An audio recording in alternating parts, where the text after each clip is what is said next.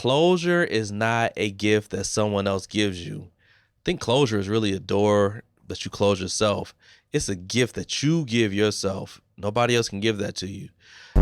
You don't need their apology to heal. You don't need their explanation to move forward. You don't need their participation or permission to be free. Welcome back, y'all, to another episode of Whole, Healed, and Healthy.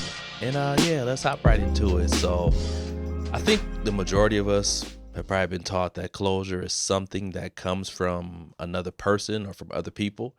I think we wait for an apology. We would probably wait for like an explanation, even just something as simple as an acknowledgement. But I think real closure is something that you give yourself when you stop waiting.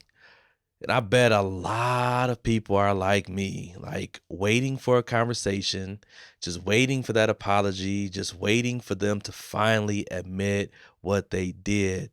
But I got some news for you today. It probably ain't coming. And in the event that it does come, it probably won't feel like you thought it would. It definitely won't look like you thought it should. So, welcome to episode 2 of Whole, Healed, and Healthy, the closure episode. Like me, I guarantee you've played it out in your mind, in your head. You know exactly what you want them to say. You've rehearsed your response over and over. You've imagined the moment when they finally get it. You know what I'm saying? Like they finally see the damage that they did. And not only that, they take responsibility. I know I've been carrying that script, and you may have too, been carrying that script around for months, probably even years, just waiting for the moment to finally play out the way that we think it should. But what I'm coming to learn is that is not healing. It's not healthy. It's not healing. That's really holding, and I'm learning to let go. So y'all already know what we about to do. We about to create some healthy tension. You already know that's what we do here. We create that tension and we sit in between that tension and we work on the things that we need to work on. So let's put the work in. Listen, closure is not a gift that someone else gives you. I think closure is really a door that you close yourself. It's a gift that you give yourself. Nobody else can give that to you. Most of the time, people show us who they really are. And before we move forward, I got to say this. We have to include ourselves in that, because I'm going to raise my hand and say that I know that I've been the villain in somebody else's story. And we'll probably talk about that in a future episode, but just know we can't just always center ourselves as the person who has been hurt. I know that we've all been somebody else's villain. But anyway, listen to this. Like I said, people, they show us who they really are. And those people have already shown that they're incapable of giving the closure that a lot of us desire. So what does that mean when you keep waiting for somebody to give you something that they've already proven that they can't? What does that mean?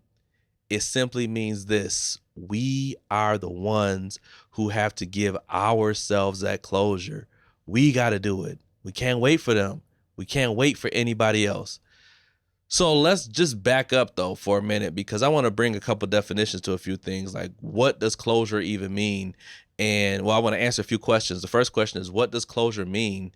And the second question is, why do we feel like we need it so badly? The definition for me, I think I kind of landed here, is that closure is really a person's desire for a clear, firm answer or a peaceful resolution to a question to avert ambiguity. So in plain language, what does that mean? It really means that we just want answers. To be honest with you, like we just want certainty. Like we just want to know. We want to know why, right? Not knowing why leaves too much room for uncertainty. Too much room for our minds to fill in those blanks. And trust me when I say this, your mind will fill in the blank every single time. And I say that from experience, because I'm telling myself for a little bit. Y'all know I like to be open as I can be. I can remember waiting by the phone for a phone call a text message. Like I remember like checking my phone nonstop, more than I really want to admit, right? Just nonstop, just checking.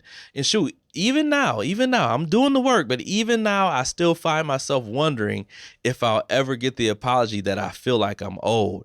Again, healing is real time. So I'm doing this work in real time. We're doing this work in real time. Man, like I drove myself crazy replaying conversations, replaying scenarios, like literally like running through all the things that I could have said differently, thinking if I had just done something else, like things probably would have turned out a lot differently. Like I'm thinking like, yo, things probably would not be where they are today. But here's the harsh truth. Here's the truth. It was never anything that you did. It was never anything that I did. Some people, they just not capable of showing up for the way that we need them to. They not. That's not a reflection of your worth. That's really a reflection of their capacity. And I think I said that a lot in season 1 when I used to go live, just talking about people's, ability and the capacity that they have. So I got a question for you. I have a question for you. Where do you find yourself right now? And I want you to be honest. So where do you find yourself? Where do you land? Are you like me? You know what I mean? Like sometimes still waiting. It's been a long time, but I ain't gonna hold you. I still be waiting. Some of y'all, you might be writing a script on what they should say. You might be in writing mode. And some of y'all, you might be waiting for permission to move on. Or the big one, maybe you finally recognize that your freedom isn't contingent on their clarity. That's huge when we get there. So wherever you find yourself, I want you to know this, that it is okay. Healing is not linear. You don't have to be all the way through it to be moving forward. And I think we know that, like, it's just a steady day by day, step by step. So here's what I want you to sit with. Seeking closure from another person makes your healing contingent on them. It hands them power over your peace, power over your timeline, power over whether you get to move on or not. We're no longer giving them that power. All right? They don't have that power no more. And I do know that there may be a time when closure does come. And when it does, it rarely looks or feels like we thought it would. It's usually pretty awkward. Pretty awkward. Half-hearted apologies, right? Defensive posture from the other person. And the conversation usually leaves you feeling more confused, more disappointed, and more hurt than before. It's like, was that really closure? So I'm learning and understanding that these people, they're not on your timeline. They're not on my timeline. That conversation gives you absolutely nothing. It leaves you feeling drained. It does not give you what you thought you actually needed. It never does. And for that very reason is why I stopped waiting. And I decided to give myself the closure that they never could. And here is where faith meets real life. This is where it gets real, because you got to have some faith. You got to trust yourself. So for me, faith makes it possible to close the door to unanswered questions, right? Trusting that your peace is worth protecting, even when you don't have the full explanation. Listen, man, I'll cut my mama off if it means protecting my peace. Now, I know it's extreme, and I'll probably never have to do that. But I'm just saying, like, my peace is worth that much that I'll cut just about anybody off to protect my peace. Even when people can't admit to what they did, like even when conversations never happen, you got to protect your peace. You got to protect your peace. And a lot of us have been taught that faith means holding on, believing for restoration and reconciliation. Like, I know, I believe it. God's going to reconcile. God's going to do it. Yeah, that's true. But faith is also being able to let go, trusting that God can heal what they broke without their participation. I don't need their participation. Their confession is not needed to free you. It's not needed to free you. Their confession is not needed in order for you to move forward. You've taken that power out of their hands. And I'm going to tell you this, it was always yours to begin with. It's always been yours. It's always been yours. So as we close, man, I know we coming to a close. Who are you still waiting for? That's the question I have for you. Who are you still waiting for? As we open up this altar, you know what I'm saying? As we come to this altar, I want you to get that person's name in your mind, the person that you've been waiting for. And I bet you probably already know who it was. You've probably been thinking about it from the beginning of the episode, and that's all right. Because I know that you've probably rehearsed that conversation in your mind 1,000 times, like what you would say to them and how they owe you something that you'll probably never get, something that they'll probably never give you. Now I want you to consider something. What if you stop waiting today, like right now? Like, what if you just stop waiting today?